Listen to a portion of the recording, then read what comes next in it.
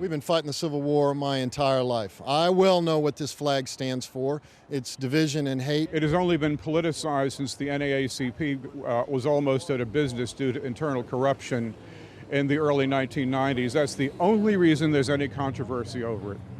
Everybody loves the South and the flag worldwide. They love Gone with the Wind.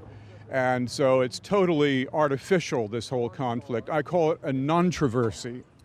Perhaps not quite as universal as that man might suggest. Joining me now for more on this issue, WGBH's Callie Crossley and R. Blakeslee Gilpin. He's an assistant professor of history at Tulane, who's studied and written extensively on the legacy of slavery in the South. Blake, it's good to meet you. Callie, good to see you. I want to put up a poll. I have to say I was shocked by this last couple of days from CNN. It talks about where the American people are on the flag, CNN ORC. 57% say Southern pride, only 33% say racism. That was shocking to me. What is more shocking, let's go back 15 years, and in the same poll, essentially the same numbers. And Callie Crossley, what it says to me is the murder of 9 black people in that church really changes nothing. Is that not a fair statement? Well, I would take that away for just a moment and say what it says to me is that nobody understands history, and they don't know the real story of history, nor do they know the real story of the Confederate flag, and that has long been the case. The story of the Civil War is about slavery and people owning other people. So when folks talk about the heritage that they wish to uplift, we're talking about owning other people. That is the bottom line. Somehow the narrative, and this really is a professor's field about shaping the narrative of history, has come down as, you know, we have the hoop skirts and the guys who went off. Where in the world are we putting up somebody else's flag who lost? And we're touting it. Come on. You know, Blake, even if Callie's right about our lack of knowledge of history and you're in the business, it seems to me you don't even have to know the history to know how deeply hurtful this is for a significant segment of your fellow Americans. And if I'm right about that, and maybe she's right about that too, how can those numbers be as static as they are? You know, I taught a stone's throw from that flag that's in South Carolina. And I had a student 3 years ago who was there when the flag went up. This was, an older guy who would come back to school, and he talked about this in exactly the same way as some of those, those sound quotes. It's like people think about it as a symbol of Southern heritage and Southern pride, and most importantly, Southern defiance. And so I think the thing that we're seeing right now is a groundswell of political mobility behind getting this thing down. It's not a groundswell among the public to take it down. That's a very different sort of issue. You know, there's also a huge racial divide. This part of the poll didn't surprise me. It's almost like from OJ to this, overwhelming number of blacks, deeply troubled, rip it down, a significant number of whites, not. And then you have the NASCAR thing this weekend. I have to say, I'm not a big NASCAR fan, so I don't understand it well. I know what Daytona is. There were practically, from what I read, as many Confederate flags there as there were American flags. What do you make of that, Callie Crossley? Just that they don't know history? There's got to be something a little deeper there, no? Well, because it stands for, it's exactly what the professor said. It's about the defiance for them. It's about the you'll not tell me. And really, it's really based on the whole issue of white supremacy. This is the symbol the Southern Poverty Law Center has said that all of the white supremacist groups use to say, this is what we stand for. That's what Dylan Roof had in his hand and what he held up behind him, taking photos with it. It means something to him, and it doesn't mean anything about heritage as you might think it means. Speaking of meaning for a second, I understand that it's important that it come down, and that if it doesn't, that makes a powerful statement. I'm talking about South Carolina to begin with. But even if it does, isn't that potentially a one and done kind of thing in a country that has never been able to have a conversation about anything touching race except that ridiculous conversation about that woman in Seattle? Was she white? Was she? But boy, that was a deep conversation about race.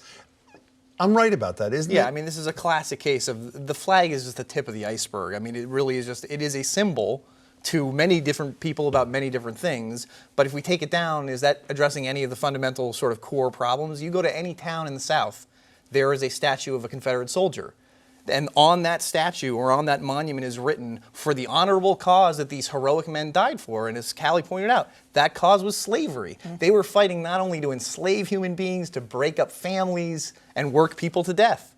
I mean, it can't get any more simple. So we all dopes, or we choose not to know, Callie? I mean, we're not dopes, but it's about what the narrative that's been passed down. When the guy refers to Gone with the Wind, that's significant, because in Gone with the Wind, what do you remember? You remember, girlfriend making her dress, from the drapes, and the heritage of the boys that went off and our boys and what that means. But we never really talk about what the issue is. Even Mammy in that movie is sort of muted in terms of what her role is. People think, when they think of Gone with the Wind, they think about the hoop skirts, they think about Scarlet. They don't think about, there's literally 3 minutes of slave footage in that entire movie, and they're the happy little boys ringing the bell.